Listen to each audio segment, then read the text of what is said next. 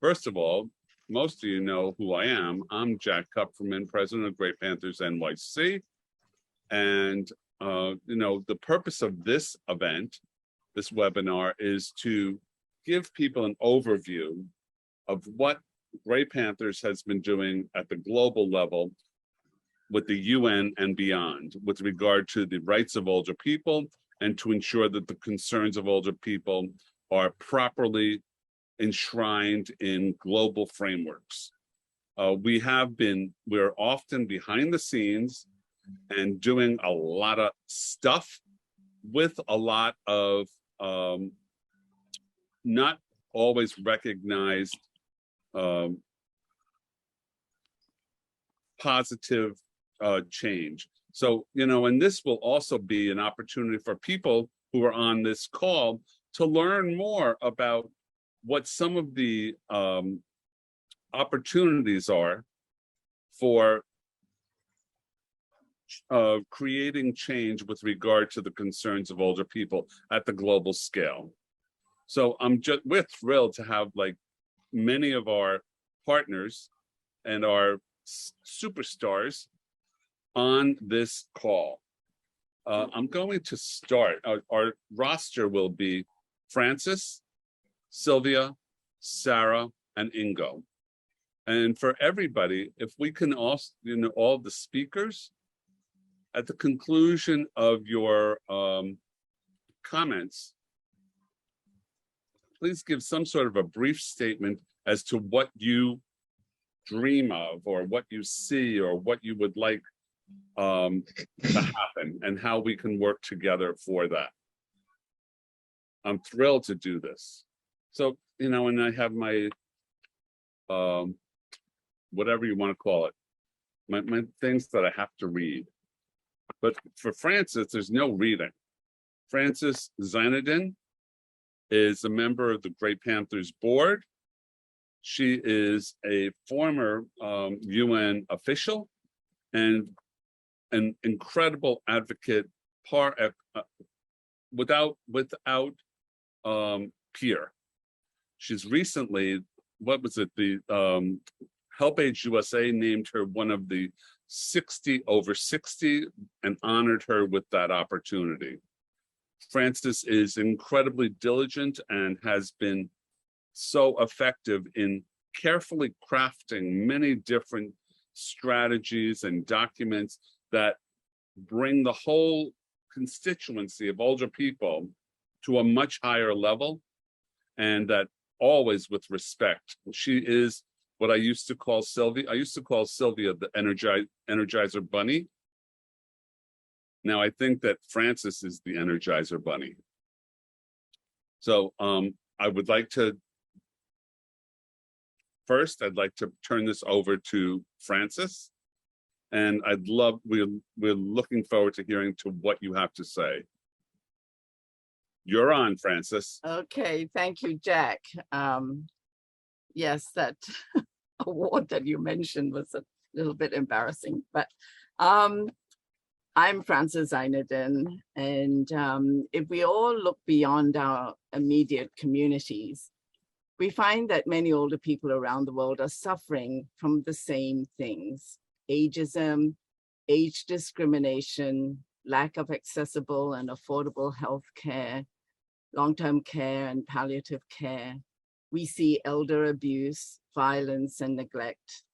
There are routine violations of their human rights with respect to their food security, their housing, social security, lifelong learning, employment. Great Panthers New York City participates in global discussions to protect the rights of older persons everywhere, irrespective of their economic and social situation. It is a member of the NGO Committee on Aging in New York, and we actually have the chair of the NGO Committee on Aging in New York also joining us, Cynthia Stewin, whose members are primarily NGOs that have official consultative status with the Economic and Social Council of the United Nations, which allows civil society to attend and participate in UN meetings. Great Panthers is also a member of the Stakeholder Group on Aging, which deals specifically with the Sustainable Development Goals, and it is also a member of the Global Alliance for the Rights of Older People, which advocates for an international legal instrument to protect the rights of older persons. Just a little bit about the UN.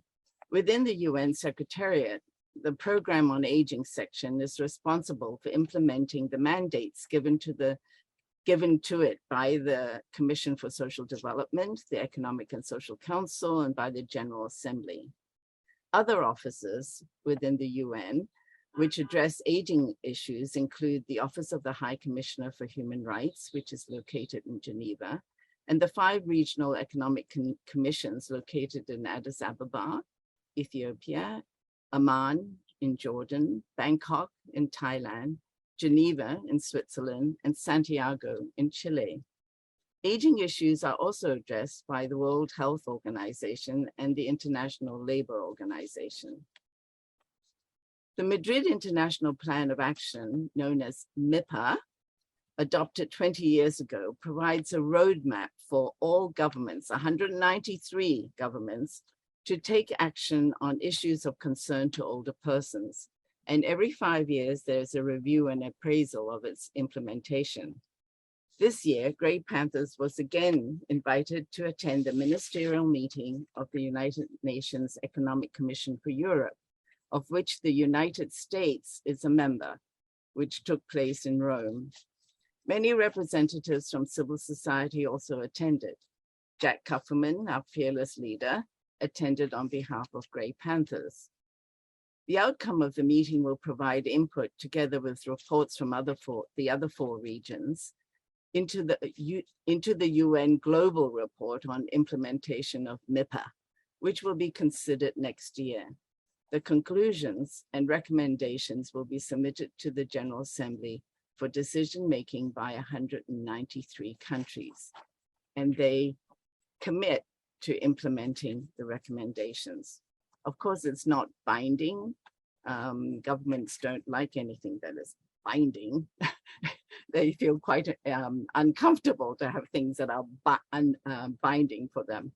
But it's a roadmap. These are recommendations for action at the national level. While there have been significant achievements in implementing MIPA by many countries over the years, the institutional infrastructures have not been adequate. Enforcement and monitoring of initiatives have not been universal. MIPA is not legally binding. It views older persons more as an issue of medical rehabilitation and social welfare, rather than a human rights issue that enables older persons to participate fully in society. Grey Panthers is a founding member of the Stakeholder Group on Aging, which monitors implementation of the 17 Sustainable Development Goals, covering issues such as poverty, hunger, health, lifelong learning, gender equality, water and sanitation, energy, employment, human settlements, climate change, ecosystems. We were very much involved way back in 2013, led by Sylvia Beals, no less. We worked on a list of issues that we should be involved in. I think in the offices of AARP, which Grey Panthers works very closely with. So we involved in that with other NGOs, many other NGOs working on aging issues in ensuring specific references to older persons of all ages for all in the text of the 2030 agenda. And we lobbied very hard to ensure that combating violence against women included women above the age of 50, because data was collected only up to the age of 50 on violence and abuse, and 50 is usually the cutoff date for women of reproductive age. So older women were excluded. So we fought long and hard to include older women. We also fought long and hard to ensure that actions related to non-communicable diseases included people above the age of 70. And prior to that, data. And in fact, even now, it's very difficult to get data on NCDs, non-communicable diseases, for older persons above the age of 70, although the World Health Organization does collect quite a lot of that data. And we also try to ensure that design of transport systems and public spaces pay attention to the needs of older persons. And these fall under the different sustainable development goals. Every year, we contribute to the report of the Stakeholder Group on Aging to the high-level political forum, which is tasked with review and follow-up of the Sustainable Development Goals. We also participate as part of the major groups and other stakeholders in negotiations on the outcome of the high political forum, making sure that older persons are included in recommendations for action. What that actually means is lobbying governments to ensure that when there's a listing, primarily when there's a listing of vulnerable groups, which includes women, children, persons with disabilities, migrants, and we fight to make sure that the words older persons are included. It's not easy, quite frankly. Older persons, just those two words, older persons, are often neglected and not recognized. We have to make a big noise at the UN to make sure that we're included. So that the final outcome, the ministerial declaration, which is shared and agreed by all member states, that we feature in those documents that the UN produces. Every year, Grey Panthers interns are assigned to review the national voluntary reviews that are submitted to the high-level political forum to determine which countries pay attention to the concerns of older persons. Now, these voluntary reviews are submitted by member states, by countries, and there are usually about 40 of them every year. And they tell us what wonderful things they're doing at the national level, and not always believable. And our interns review the reports to determine which countries make reference to older persons and the concerns of older persons. And this year, we have Sarah Gold, our intern, and she will be talking about her work on this assignment. We spend a lot of time monitoring and keeping up to date on what is happening at the global level because, one, we watch what governments are doing or not doing about the agreements that they have reached at the UN.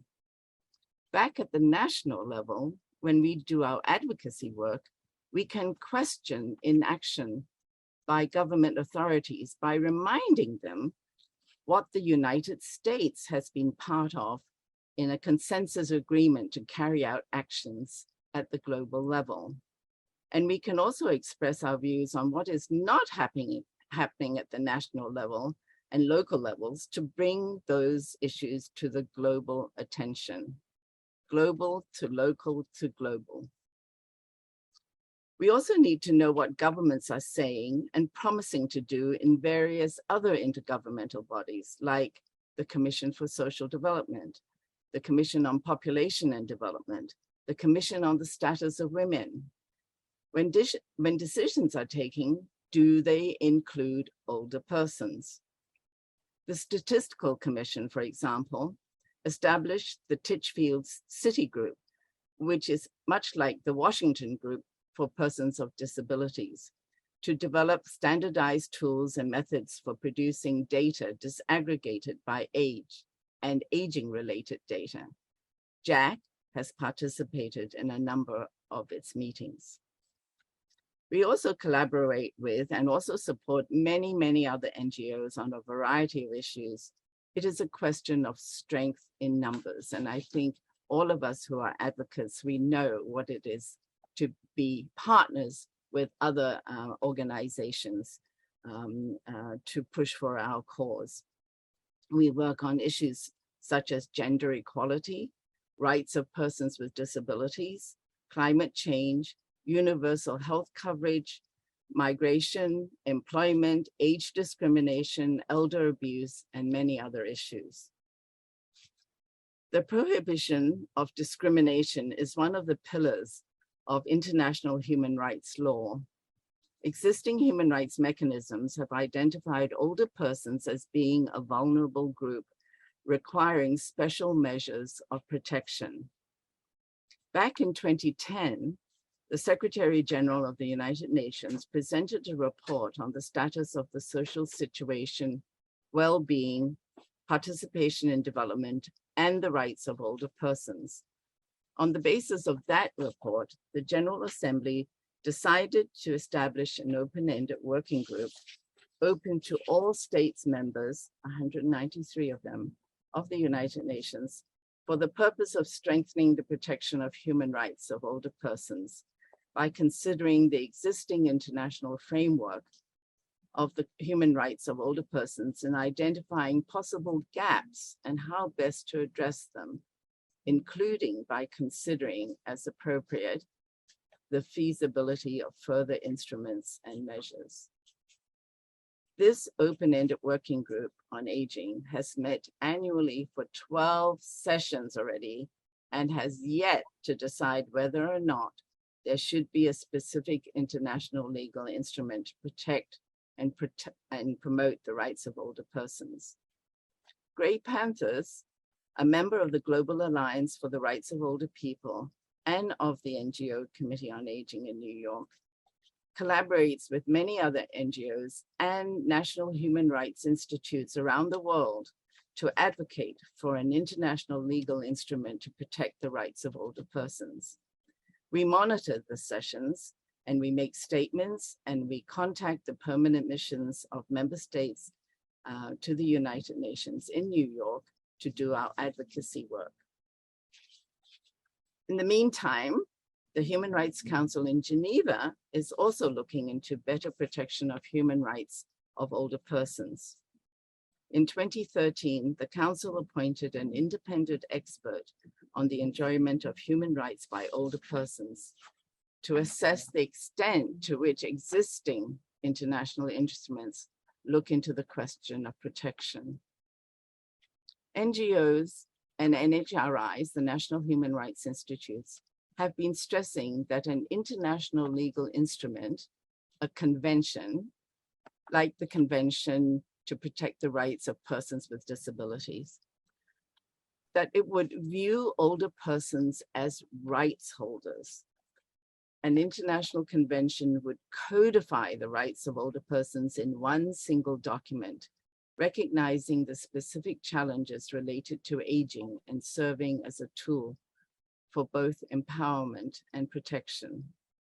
It would establish a common global understanding of definitions and minimum standards of practice. It would act as an anti-discriminatory tool to challenge prevailing negative stereotypes about old age. It would require governments to collect data, develop indicators, establish laws and policies, develop programs that take into account the concerns of older persons everywhere. And it would improve state accountability and transparency. And it would raise public awareness in respect of older persons' rights. Bear in mind that the Commission to Protect the Rights of Persons with Disabilities, which was based on the Disabilities Act of the United States, that convention and the Convention on the Rights of the Child and the Convention to eliminate all forms of discrimination against women all had a significant impact on the lives of persons with disabilities, children and women, in terms of the legislation, policies, and programs that were established.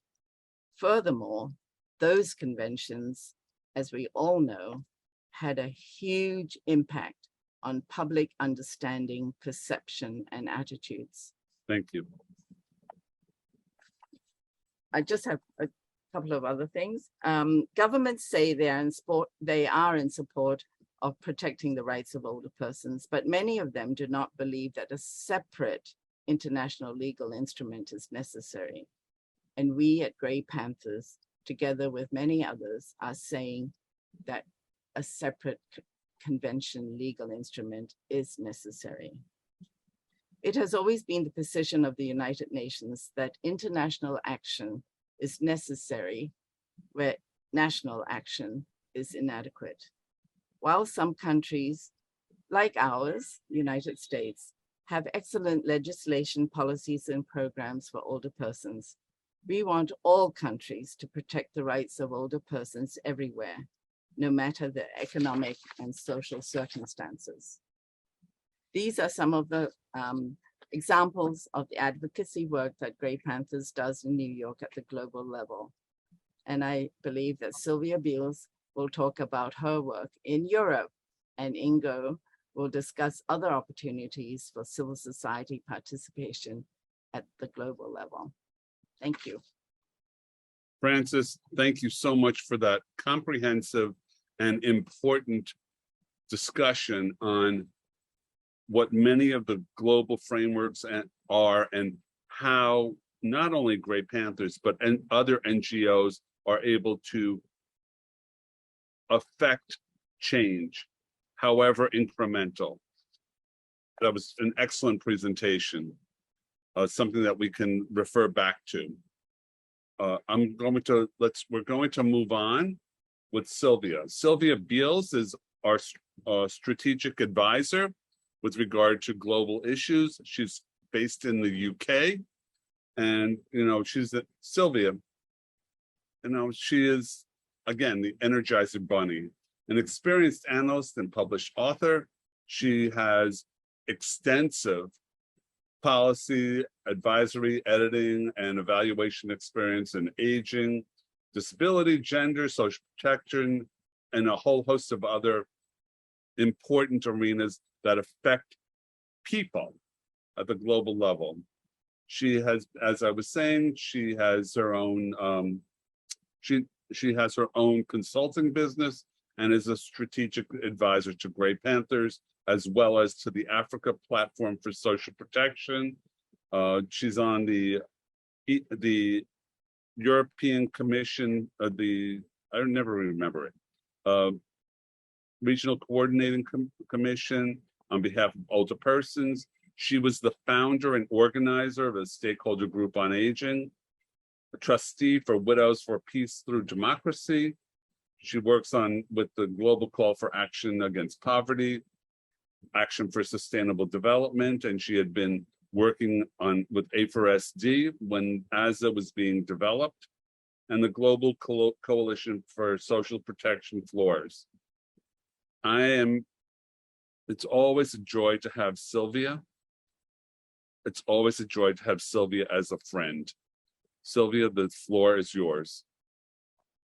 Golly, thank you so much, Jack. Well, I'm honored to be here, and it's so great to see you all and friends far and wide from different places and times in my life working on aging. For those who don't know, I left HelpAge in 2016 and was so pleased to then become the strategic advisor of Grey Panthers on global affairs, to sort of carry on this really great work we had begun way back. Frances has explained about the work on the SDGs and ensuring that aging was part of the Agenda 2030. We did this together, a lobby inside the UN, and for me, what was really important was the inclusion of older women, responding to Judy, and older men, so that we separate them in the work in HelpAge, and we then brought it into the United Nations through very interesting projects such as the Global Age Watch project, and interesting, the 60 over 60 award you have, Francis. Many congratulations. We tried to do that in HelpAge, but we had to pull it because there was a person in that who was given an award that wasn't liked by a government. I'm not going to tell you which government, but you might guess. Anyway, so for me, for Grey Panthers, it was always very, very important that we have the intergenerational perspective. Now I'll come back to that at the end in my wish thing, if you like, because youth and age in action is a really important idea. And we often get stuck in silos, and older people were young and young people are going to be old. And even more so now as we live longer, and even more so because women live longer than men. So it's really important we hold this idea and we live it and we find ways to connect. So that's one thing. Jack asked me to talk about different things. He asked me to talk about my work as the advisor to Grey Panthers. And for me, what's been really important as a Grey Panther is to be able to connect this idea of youth and age in action with the global networks which have been mentioned.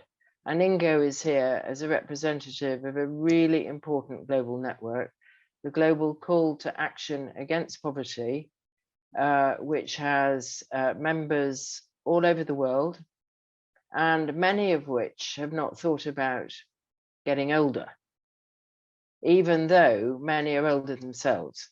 So what I have tried to do with Jack and with Ingo in this case is to help think through what a connection is, so that older people, men and women, can be part of the work of the GCAP, and also help people think through these questions.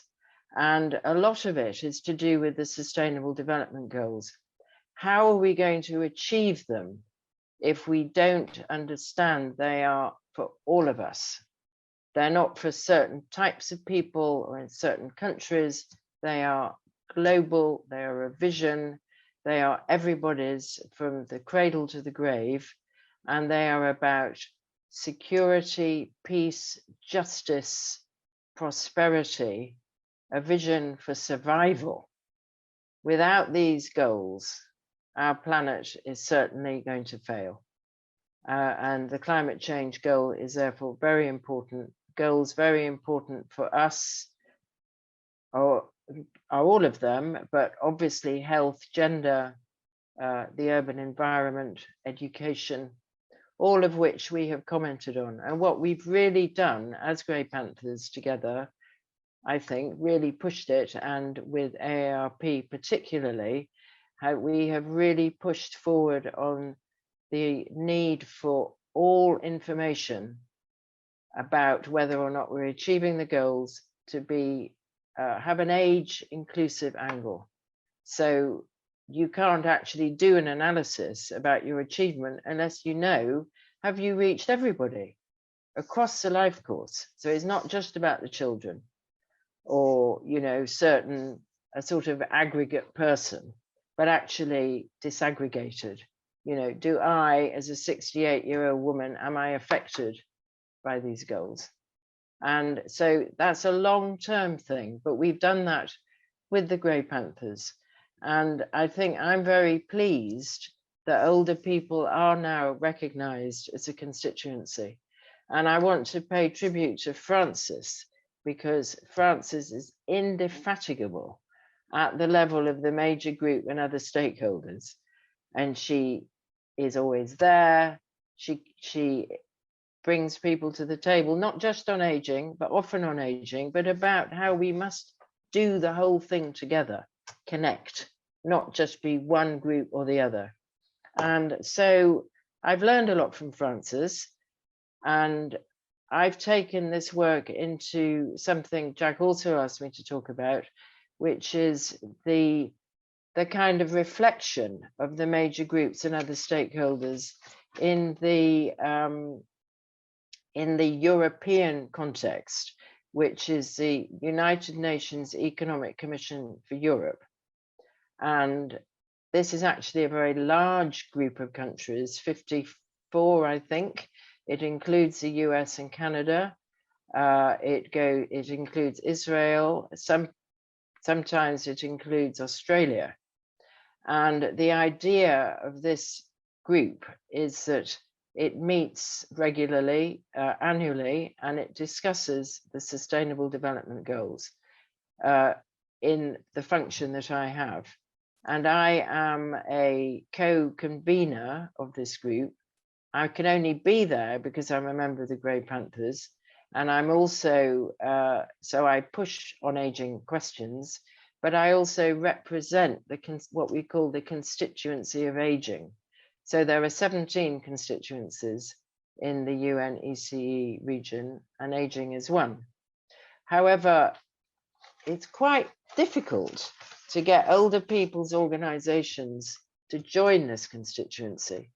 And I can see Galina here, and I would really like, Galina, you to come in and help me and get this thing moving together with other organizations in Europe so that we have a strong presence and a face.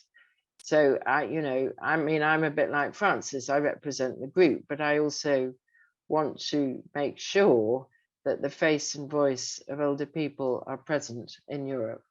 And so that it's not, the governments often come to these meetings and they might bring older people's issues into their talks, but it's always about a problem, We can't afford the pensions. Healthcare is too expensive in old age. No, we're not going to talk about social care because actually we're going to talk about children in school. This is absolutely crazy. We've got to join the dots. And we'll only do that if we have the representatives and voice of older people who are linking up to all these different constituents. If you're a disabled person, you might be an old lady. If you are a person, if you're a gay man, you might be an old gay man. It's important that we connect them up. So with Jack also asked me to talk about the SDGs, which Francis has done, but I think what I would only just add that we do have age now mentioned in at least 10 of the goals, and we have age very clearly defined as something the governments have got to report on. And Sarah will talk about the voluntary national reviews. Well, all I want to say really is that, again, it's very important to have older people's presence and voice in the consultations that governments have or supposed to have. Every year when they report, they're supposed to have consultations with all the constituencies. And what I would really like Grey Panthers to be involved in globally, yes, doing the analysis, but actually it's groups being present in those meetings.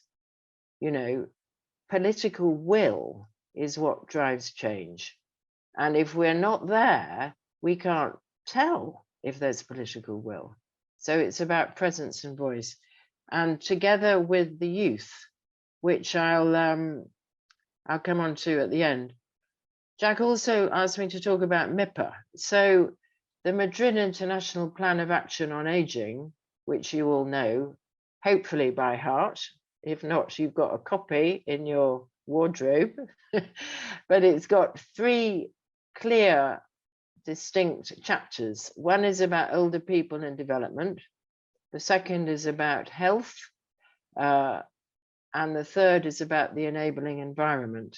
And a lot of the language of the MIPA you can find in the bits where older people are mentioned in the Sustainable Development Goals. Why is this? It's because the Sustainable Development Goals build on the agreements already made by governments. And in UN speak, and Francis is best to speak about this, things don't happen unless they've happened before, which is quite frustrating. So you have language and you want new language. Oh, no, we can't do that because we haven't agreed it already. But MIPA's got it all. It's a really good plan. And if governments actually implemented that plan when they were implementing age-inclusive sustainable development goal work, simple, they'd have it. But what they do, they don't know it. I actually moderated a meeting at the UN some years back when they were having their second review. And I found myself holding up the plan, saying to the governments in that room, do you know this? And they all shook their head with a bow to. So we must not abandon the MIPA, but we have to link it to the Sustainable Development Goals because that's what governments care about. That's what they're reporting on every year. That's what the high-level political forum is about. It's also very important to link that to the rights work, which again, Francis and Jack are leading on for us in the Grey Panthers. But that's got more of a traction than the MIPA. And a few words about social protection. Again, Jack asked me to mention it. It's a very important campaign for older people because part of it is about income in old age, and it's about health and social care in old age. The campaign for the social protection floor is to ensure that the right to healthcare, income when you are a child, when you are expecting a baby or you've just had one, when you're unemployed, when you have a disability, and when you are older, these are rights laid down. Something called Resolution 202, which the International Labour Organization has developed, and most of the world has signed up to this. However, only 40% of the world get these rights, which means 60% do not. And who are these people? Where are these people? They are also old people who we work with globally. So it's very important that we keep those in mind and we work with them. And so Grey Panthers is a key member of that coalition. And I'm very glad to have connected them up to it and is active in it. Finally, just to say, ideas for the future. My idea, as you know, Jack and Francis and others on this call, is for a movement of older people. We must be organized, but we have to connect to young people because our future is their future. We are all linked up. And when we did the Global Age Watch work in Help Age, it was very clear that young people need to inherit a better world, but they need to work for it. So they need to work with us to make sure it happens. And so my vision is that the young people today, as well as ourselves, we are not afraid of being old, and that we can all contribute as much as we can and influence the political will of our governments as much as we can from the cradle to the grave. Thank you very much for the opportunity. Sylvia, I have finished. Thank you. Thank you for these inspirational comments and kind of, again, to explore the breadth of what needs to be accomplished and can be accomplished, and the role that Grey Panthers has taken and the role that Grey Panthers can take. Very important. Now, I also wanted to, our next speaker is our intern, Sarah Gold. And her grandmother is also on the call. Oh, right, great. So Sarah Gold has been the intern this summer for Grey Panthers. She's a rising senior at Skidmore College, where she made the majors in anthropology and double minors in Chinese language and biology. She's a native New Yorker from Brooklyn, and she is awesome and a happy, bright, hardworking young woman. Sarah, take it away. All right, thank you for having me and for the summer. While I'm done with the internship, it's been very interesting to learn from everybody and all the things that I could take away. So my task, as mentioned by Francis and Sylvia, for the summer was to look over the voluntary national reports, or VNRs, that countries submit. And countries, this year we had 45 countries submit to the high-level political forum, describing how they're approaching the Sustainable Development Goals that were adopted by the UN in 2015, which was a universal call to action to end poverty, protect the planet, and to ensure that all people enjoy life. Now, I emphasize all because, as we all know, this call is about older persons. And that means that if you're claiming that you're going to help all people, you need to walk the walk and also mention older persons in these VNRs. So my task was to look at the VNR reports, which, while maybe tedious because they're long reports and there's 45 countries, it proved advantageous as it enabled us to see where older persons are mentioned and how countries approach this. From the approximate 31 country reports that I read, with the other ones either being in a language that I was unable to translate or understand or not out yet because each report came out on the country's own way, 9 had not mentioned a singular aspect of older persons. While this may seem like good odds, if we're thinking about 31 reports and 9 only not being the ones to mention it, if we think about the past couple of years in which we have faced a pandemic worldwide that primarily initially affected older persons, it seems that from this perspective, we should have more mentioning of older persons, or at least one mention of older persons when discussing COVID.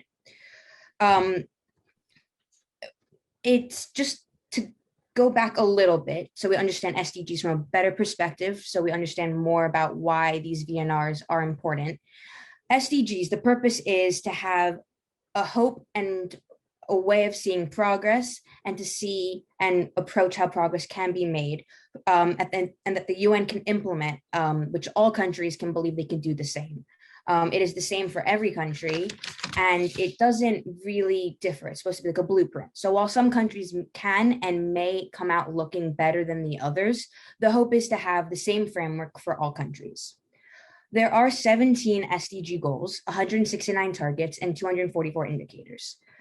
The specifics are not as important, but that 17 goals is what they are used as the framework for the VNR reports. So while I was looking for mentions of older persons at all in the reports, this summer I was supposed to, the main focus was on 4 different SDGs, and I paid close attention to those 4. So the first one was SDG number 1, which is end poverty, which on the SDG website is described as end poverty in all its forms everywhere. And in relation to older persons, this involves non-contributory pensions, Social Security that's collected, programs that are set up to supplement older persons' income, or just working life of older persons and what that means for them. The second SDG that I was focused on was SDG number 4, which is lifelong learning. And it's described as ensure inclusive and equitable quality education and promote lifelong learning opportunities. While it could be seen that there wouldn't be an emphasis on older persons, it does mention lifelong learning in the title, which means that it should allow for lifelong learning. And this could be discussions regarding basic literacy for all. It could be job retraining, technology teaching, things that older adults may need to be retaught or taught initially to do in the changing worlds. The third SDG that I focused on was SDG number 5, which is gender equality. And that is achieve gender equality, empower all women and girls. And violence against women, especially older women, is quite prominent. So maintaining equality is important. And in addition, one of those targets in SDG number 5 is caregiving and caregivers. And this is essential for older persons. So it's important to look into how countries speak about them and may discuss them in their VNR reports. The final SDG that I was focused on looking at was SDG number 17, which in short was around data, but the Sustainable Development website describes it as strengthen the means of implementation and revitalize the global partnership for sustainable development. The way in which I approached this was looking at how data and collection occurred, and regarding older persons especially, and making sure that they are included in data collection, because often, especially for women, it could stop at childbearing age, which then limits an entire portion of the community. So it's important to maintain everybody and everyone in those data collections.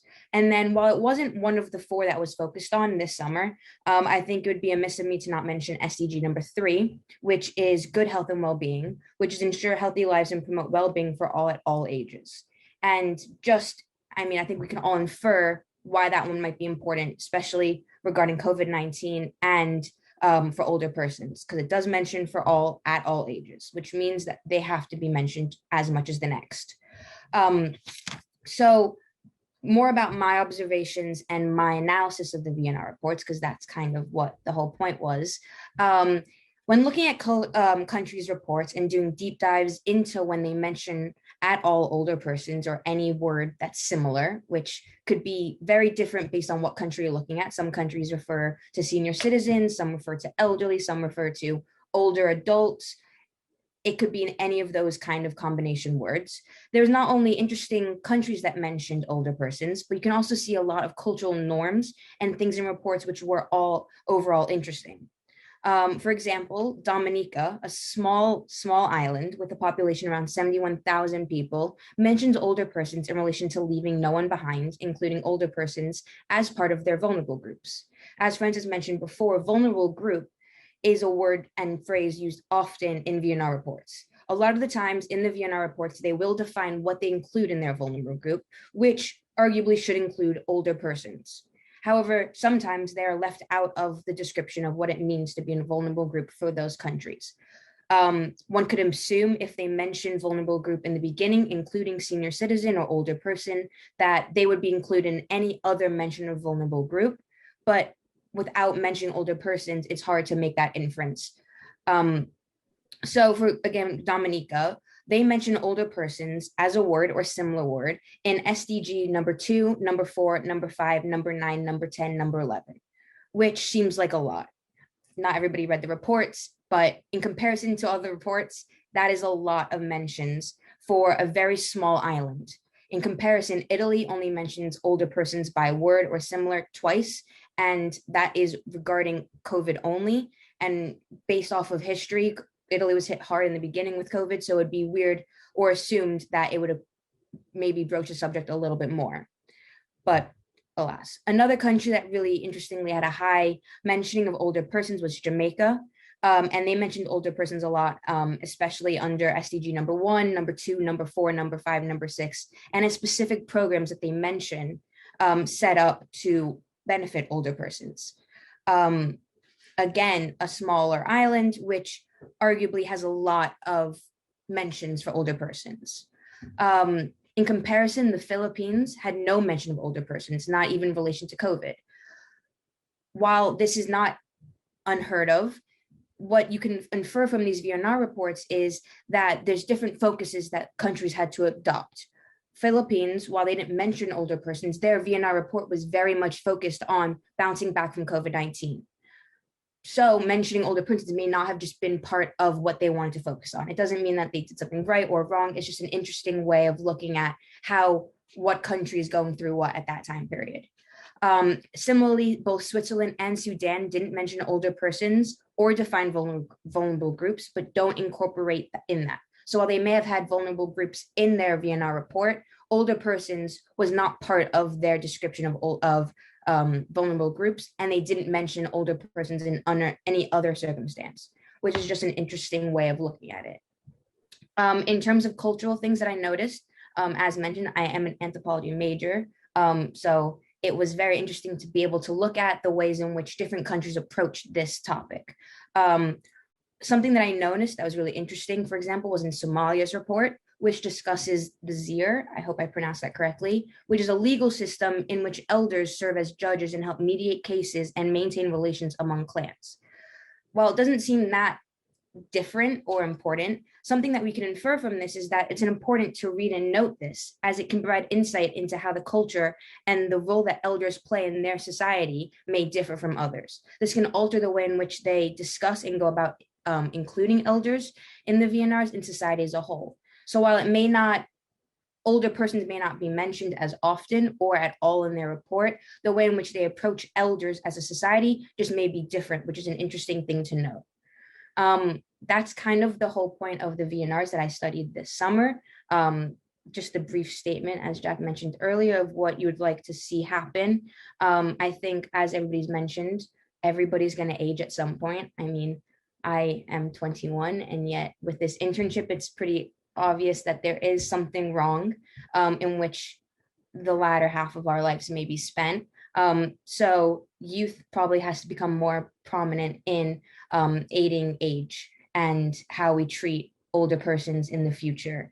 It's not just an older problem, obviously, it's an intergenerational issue that could affect a lot more people with the way in which the world is changing for everybody to live a little bit longer. So I think the youth is the way in which it is gonna continue. But thank you. You know, Sarah, you are the example of age and youth in action. God bless you, Sarah. Thank you so much. And like, I'm not appreciative of the fact that you chose to go back to school as opposed to stay with us for another semester. I'm not appreciative of that. Maybe necessary, but now we're also going to turn to Ingo Ritz. Love Ingo Ritz. Ingo Ritz is the director of the Global Call to Action Against Poverty since 2013. He coordinates the decentralized global secretariat. He's worked on the Sustainable Development Agenda and is active at the regional and global levels to ensure that the inclusion of socially excluded groups, including older people and gender equality. Originally a trade economist and has been executive director of the German civil society organization NETS. He's worked in national and local development human rights organizations in Bangladesh and India, and has done advocacy work towards European institutions. The focus of his work has been on income generation, education, and the rights-based approach of marginalized groups in remote rural areas. And can't wait to hear what Ingo has to say and how we're going to work together with Grey Panthers. Ingo, the floor is yours. Thank you, Jack. So I'm very, very happy and also honored to be here. It's a very interesting group of people, and I have to say that I always, since I think the negotiations for the post-2015 agenda, 2013-14, around that time, I really appreciate the work, especially the work of the Grey Panthers with the stakeholder group of aging. I mean, what Jack is doing, Sylvia, Francis, and others, but then also the connection with the activism I found really interesting. And here the young people come in, like what we just heard from Sarah, and I think that makes it really interesting. And there's some or quite similarity with the work we are doing as a global call to action against poverty. So, so I'm really not an expert on the topic, but of aging, but I'm learning, and I learned already something the last years. But let me start with some personal experience in Bangladesh. So when I started as a volunteer, actually, when I was 20 years old in Bangladesh, people told me that, yeah, you're very, we cannot understand that you put your older people in separate homes in Europe, and that's very inhuman. And so, like in Bangladesh, older people are in the family. So, and on the one hand, I thought that's really true in Bangladesh, in the villages. I saw the older people in the families. But my mother was working in a home as a for older persons. So I could not really see that this was so inhuman. And also I knew the majority of people, like in Germany, where I come from, actually stay at home independently, and they want to do that. So I found it not really just, but I have to say I learned two things. One, in Bangladesh, when we worked with extreme poor people, and we discovered that there are actually, especially older women, who are not part of the families, and they are in a very bad situation, and they actually told us they are actually not treated as human beings. So that was, I think quite a strong experience. And so we started with, our partners, local NGOs, started to work with them to support them for income, but also to get access to rights like social protection. So that's the one experience. The other, in Germany, I could see that the system in the old age homes became more and more efficient. There was no time anymore to take care, to talk to people. So that was already quite problematic. And now with COVID, it became really, even recently, like 1 month ago, I heard people are still not allowed really to visit in a group. So only one person is allowed. So for example, a daughter could not come with her daughters, the grandchildren of the person. That was, it's really quite inhuman what is happening there. So, and I think COVID really made it worse. And so, yeah, those are some thoughts. Just let's coming back to GCAP. So we are a global network. We started our work in 2005 with a global campaign, Make Poverty History. We were launched at that time by Nelson Mandela, and we became a really big mobilization against poverty. And so we are now present in 58 countries with national coalitions of civil society organizations, mainly working now for the Sustainable Development Goals, with a focus on inequalities. So Leave No One Behind is one very important part, and gender equality and different marginalized groups are part of it. So one central element of our work is that the people organize themselves and speak for themselves in a bottom-up process.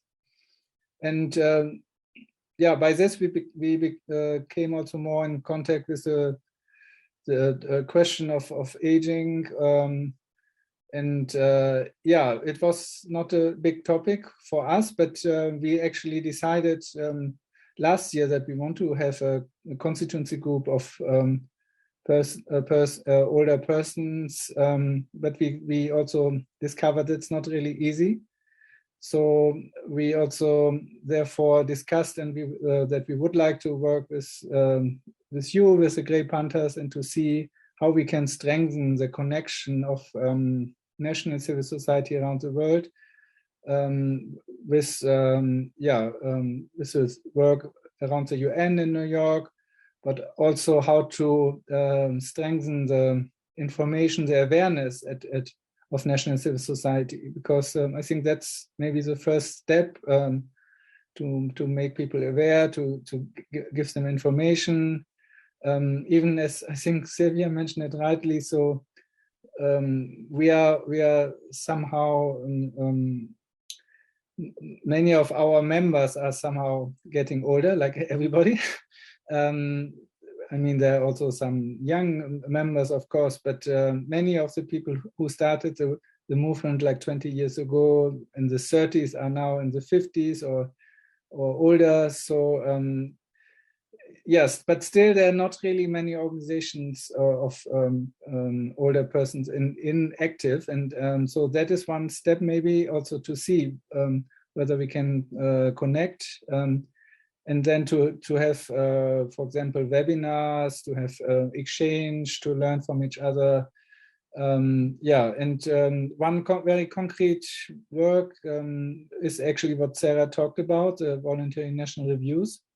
So one part are the civil society reports. So here we work closely with Action for Sustainable Development many of our national coalitions do the civil society reports. So we can support them more to include topic of aging in the reports, but of course they also do advocacy with the government. So they can also do do the advocacy in the capitals already. So that the connection is much stronger. So the other point is then, of course, related to the topics, like, for example, on healthcare or social protection. It would be really great to work together. And then the next level is the UN process. So Francis talked a lot about this. So our role could be to see how to strengthen the connections and to get more voices into the UN processes, the regional and the global. So one process are the people's assemblies. So we organize national people's assemblies. For example, this is September in 25 countries, where we organize or invite representatives of marginalized people to analyze the situation together. So like in the last 2 years, it was a lot about COVID. This year, the inflation and the high prices of food and energy will be quite important. So, and then to develop demands towards the governments before they go to the UN for the General Assembly. And to send these demands to the government or to have a meeting and of course a public event, a press conference. So those are the national assemblies, and the results are brought together at the Global People's Assembly. So this year we will have this online only from 20th to 22nd September. So you're all invited. And next year we plan to have an in-person People's Assembly in New York during the SDG Summit in September 2023. The last point, maybe just trying to sum up. I mean, basically, I think if you talk about a dream, it would be great to work this in the movement together, to work for the movement. I think it was mentioned earlier, Sylvia often said this, that all of us, we are getting older and we want to get older. So it's actually a topic for all of us. So my dream is actually, I often see this, that young people and youth movements are very, very appreciated. And I think that's good that young people are active politically. But sometimes I feel there's a disconnect. I mean, the older activists also have a lot of things to say and to bring into the movement. And I'm convinced that we should do this together, and then it really becomes strong. So that's my dream. Thank you. Thank you. What I'd love to, I want to open this up to questions. There were a couple of items that have been mentioned in the chat. So who might have a question or a comment? From this group of people, do I hear crickets? Probably just overwhelming courtesy, Jack. There's so many, kind and gentle people here. But I was very encouraged by, what Francis and other people were talking about when they said we need to be working with younger and older people, because we all have a stake in some of the same social justice issues. So I put my email in the chat if people wanted to learn more about what we're doing with Gray Panthers around the country. Thanks. Jack, there's a question from Sylvia. How can Gray Panthers participate in the People's Assembly at the UN? Yes. Ingo? Can you respond to that? So yeah, I think it would be great to have at least one or two speakers in that's still possible in the events for this year. For example, for the opening event, so maybe we can connect on that.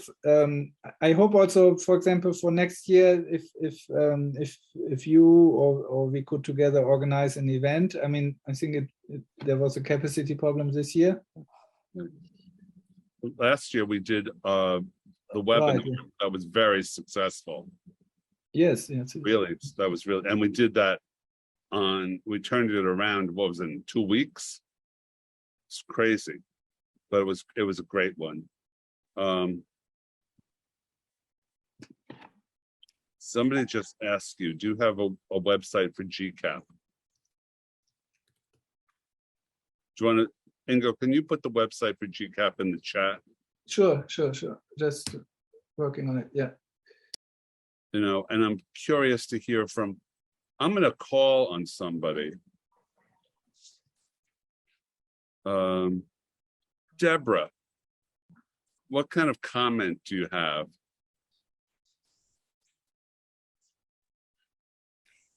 Hi, everyone. This was really enlightening and motivational. Well, my perspective, I'm an attorney and advocate in the world of nursing home neglect and abuse here in New York. And so that's an area that I have the most familiarity with. It's interesting. I've always thought, at least just sort of peripherally, that other countries had more respect and treated their elders perhaps in better ways than we did here in the US. So it was interesting to hear the perspective, the worldwide perspective.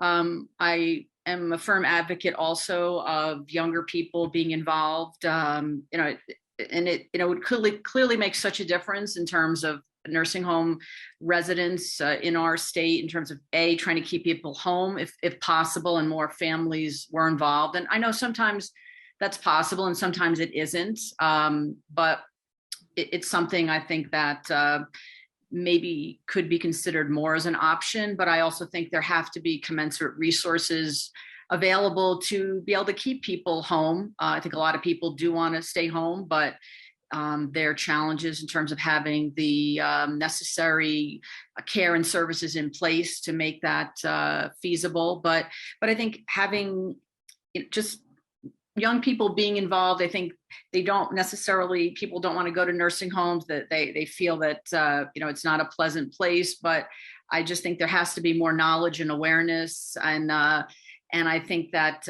people in nursing homes would be just thrilled to have that interaction with younger people. And so I would love to be involved in different measures. I know I've had some conversations with people about trying to have programs where schools are doing things in conjunction with seniors in the community to start building that awareness and understanding at an earlier age. And of course, with COVID, it's been very difficult to have people going into nursing homes, but I would love to be part of some type of project where we can perhaps start introducing something like that, because I think could be life-changing for seniors and really very enlightening for young people.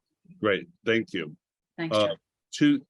I'm going to ask Wendy Kelly just for a comment, and then we also have a question from Robert Brent. Wendy, could you give us your comments?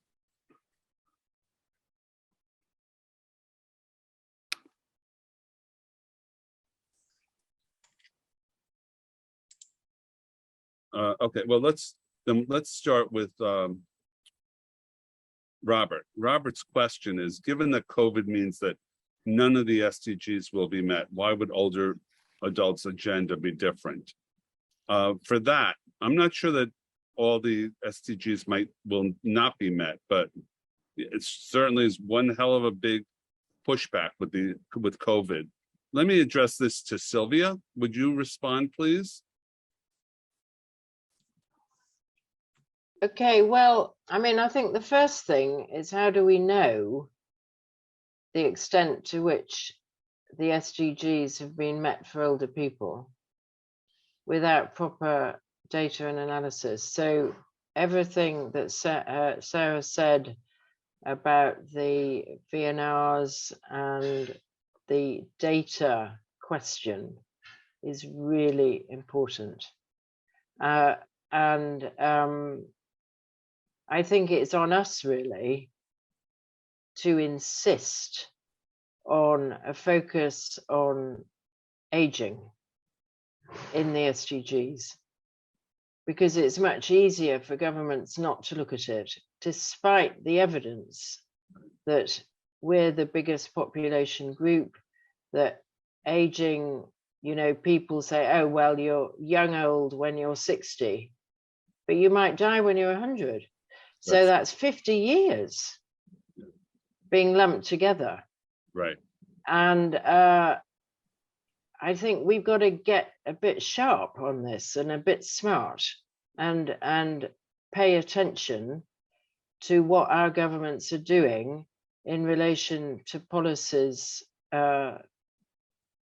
which affect us. And of course, it's about, in part, it's about social care, but it's also about being involved in work. It's about not being pushed out of work when you're 60. It's about having, looking at the pension gap to do with gender. I saw some very frightening statistics the other day about how disadvantaged women are income-wise, simply because they have children. Right. So I'm not sure if we can make such a broad statement either, that none of the SDGs will be met, though it's highly important, you know, it's highly likely. But what we can say is we want the data and the evidence that as we age, we are not being pushed further out of the limelight, and insist on our space. Thank you. Thank you. The next two people, Judy, you had a comment, and then Melody. Judy. Okay. Hi, everybody. I'm Judy Lear. I wear two hats in terms of aging issues at the United Nations. One, very thankfully, Jack gave me the opportunity to still say Grey Panthers beyond my name. And the other is the International Council of Jewish Women, which has 36 affiliate countries all over the world. And what I did, I'm very proud of this. I'm very happy. And Francis, thank you for holding my hand. I put together a resolution on aging with an emphasis on older women. And I would be very happy to forward it to Jack and be able to share it with everybody. I am a firm believer that the way we change things is one on one on one. And all of you here have changed things in your own world because of what you personally have done. And if all of our ones come together, that's a lot. So this resolution is a kind of a thing that any organization could use, and then they would have a platform to support aging, and especially older women. That happens to be my particular interest. But it really is positive. So Jack, I will share that with you, and thank you. Thank you all for this, all the speakers especially, for your input. It was excellent, excellent. Melody, I wanted to solicit a comment from you. Yes, thank you. This, you know, as always, the sessions are wonderful, and I'm glad. I usually have a standing meeting with my boss. This time it got canceled today, so glad to be here. But I'm Melody Taylor Stark, and in addition to my own focus on advocacy for anti-ageism, ableism, and changes in long-term care, I'm a member of the Essential Caregivers Coalition, and our initial focus right now is to get legislation in place nationally here in the States, and in each state. During lockdown, we lost a lot of lives. We had people who declined in health because of the lack of the psychosocial need, which to me is just as important, and not just to me, but proven to be just as important as making sure to give a diabetic their insulin. So while working on that, we're also keeping focus, and a lot of us in the the long haul to affect changes in long-term care, and also the face of ageism. And with that, I made a note, Deborah, you commented on, we have this concept when we hear about cultures in other countries of, honoring those who have celebrated lots of birthdays, and all of a sudden it's like, wow, what's happening here is we're sadly worldwide. And I was finding that too, since doing work with essential caregivers, that sometimes an news article would pop up on my homepage, and it would be talking about, oh, this facility is closing down because of abuse or because of et cetera. And I'd open it up and it's like, it's in England.